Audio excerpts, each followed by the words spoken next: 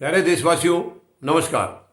उत्तर प्रदेश की कानून व्यवस्था बिल्कुल चरमरा गई है और कोई इसको मानने के लिए तैयार नहीं है।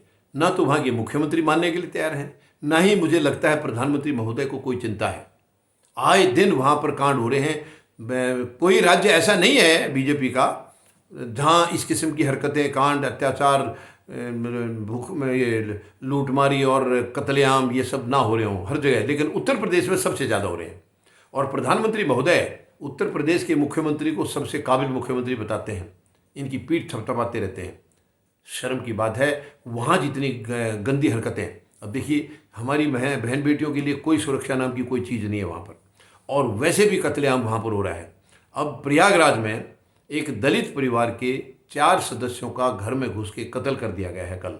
और कल जबकि संविधान दिवस था, कल बाबा साहब को याद करने का दिवस था, और कल ही एक दलित परिवार के 4 सदस्यों की हत्या कर दी गई है। एक कपल है, यानी पति पत्नी, और एक उनका बेटा और एक बेटी।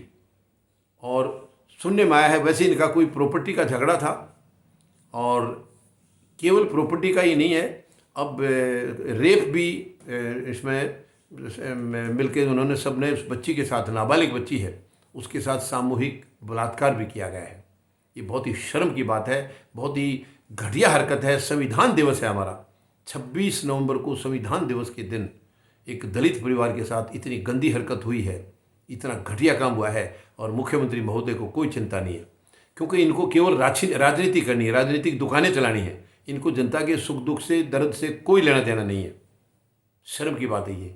उत्तर प्रदेश सबसे बड़ा प्रदेश है, आधा भारत वहाँ पर बसता है, और वहाँ की सरकार इतनी निकम्मी है, जबकि सब इनके जो है ना ढिंडोरा पीटते रहेंगे। एक सबसे मजबूत वहाँ की सरकार है, सबसे मजबूत वहाँ के मुख्यमंत्री हैं, इनकी बड़ाई आपस में करने की कभी भी ये धारणा हमेशा रहती है। मतलब प्रधानमंत्री महोदय तारीफ करेंगे मुख्यमंत्री की, मुख्यमंत्री करेंगे इनकी। हालांकि इनके बीच में टेंशन भी है, जग जाहिर है।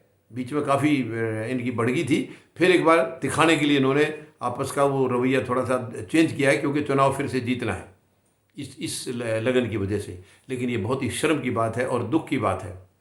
यानी एक बच्ची के साथ सामूहिक बलात्कार, और इसके बावजूद 4 आदमियों की हत्या, घर में घुस करके बेरहमी से हत्या की गई है। ये इलाहाबाद में फाफामऊ पुलिस स्टेशन है, उस इलाके की घटना है ये। अब एक इंस्पेक्टर को और एक सिपाही को डीआईजी ने सस्पेंड कर दिया है, लेकिन क्या इसी से काम चल जाएगा? हमारे यहाँ जब भी कोई घटना घटती है, ये 2-3 चीज़ें रटी रटाई होती हैं इनकी। एक तो ये है, जैसे कोई शहीद हो गए हैं, इनकी शहादत व्यर्थ नहीं जाएगी। शहादत हमेशा व्यर्थ जारी है। कभी किसी सरकार ने इच्छा शक्ति का ये सबूत दिया ही नहीं है कि हमारी किसी मजबूरी से, गलती से हमारे सुरक्षा बल या और जवान शहीद हुए हैं, अब आगे हम ऐसा काम करें कि वो दोबारा ऐसी नौबत ना आए। लेकिन ये केवल एक दिन के बयानबाजी के लिए है, उसके बाद वही का वही रवैया फिर रहता है, और अगली बार फिर कोई घटना होगी, फिर सरकार का बयान आ जाएगा, वही टेप किया हुआ बयान है, उसको फिर एक बार ऑन कर देंगे कि ये जो भी जवान हमारे शहीद हुए हैं, इनकी शहादत व्यर्थ नहीं जाएगी। लेकिन जवानों की शहादत हमेशा व्यर्थ जारी है, क्योंकि यहाँ सरकार संभालने वाली है, और वहाँ पर लड़ाई लड़ने वाले जवान हैं हमारे, वो हमारे बच्चे हैं। और यहाँ सरकार अपनी मानसिकता कभी भी उससे बाहर निकल ही नहीं पाती है, ये कि इनके प्रति सरकार की क्या क्या जिम्मेवारियाँ हैं। ये बहुत ही शर्म की बात है, बहुत ही दर्दनाक घटना हुई है उत्तर प्रदेश में ये। और क्या इसका ये चुनावी फ़ायदा लेना चाहेंगे? इसको भी कहीं ना कहीं घुमाएंगे ये। यानी ये तो इनके लिए इनके कर्मकांड सामने आ रहे हैं सारे, कि कितनी निकम्मी सरकार है ये, कितनी गैर जिम्मेदार सरकार है ये सुरक्षा नहीं दे सकते परिवारों को, तो ये क्या देंगे, क्या करेंगे ये? क्योंकि सुरक्षा देना नहीं चाहते हैं, ये देना नहीं चाहते। इनकी मानसिकता अलग है, बीजेपी की मानसिकता बिल्कुल अलग है। ये सरकार के तौर पर सरकार को चला ही नहीं रहे हैं, केवल बिजनेस के तौर पर चला रहे हैं, दुकानदारी के तौर पर चला रहे हैं। दुकानदारी खूब चल रही है इनकी, सौदेबाजी इनकी खूब चलती है। यानी पहली बात तो ये जनता को मूर्ख बना करके, पैसा दबा खूब खर्च करके, करप्शन करके ये चुनाव जीतते हैं।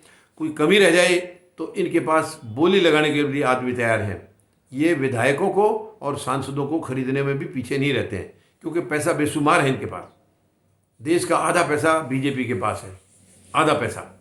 तो ये गंदी राजनीति करते हैं पैसे के दम पर, दुनिया को बांट करके, दुनिया को धमका करके, डरा करके, दंगे करा करके, तब ये अपनी राजनीति चमका रहे हैं। ये बहुत ही शर्मनाक है, बहुत ही दुखद है। उम्मीद है इस दलित परिवार को पूर्णतया न्याय मिलेगा और जो दोषी हैं उनको जो भी कानून के तहत बड़ी से बड़ी सज़ा होती है उनको वो सज़ा दी जाएगी, ऐसी मैं उम्मीद लगाता हूँ। बाकी सरकार की तरफ से भरोसा नहीं है, भरोसा बिल्कुल नहीं है, भरोसा टूट चुका है, क्योंकि इनके टाइम में कोई दिन खाली नहीं जा रहा है। हमेशा कत्लेआम हो रहे हैं, जगह जगह कत्लेआम हो रहे हैं, जगह जगह चाकू छुर्रे मार करके लोगों को घायल कर देते हैं, मार देते हैं। तो इस किस्म की घटनाएं कोई दिन ऐसा नहीं है।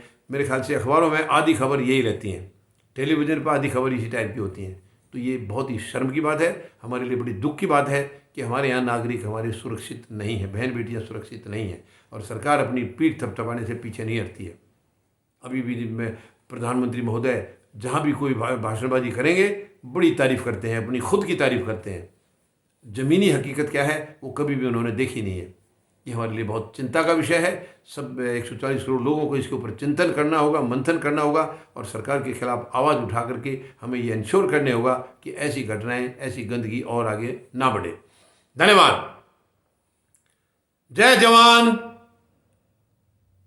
जय किसान, जय हिंद।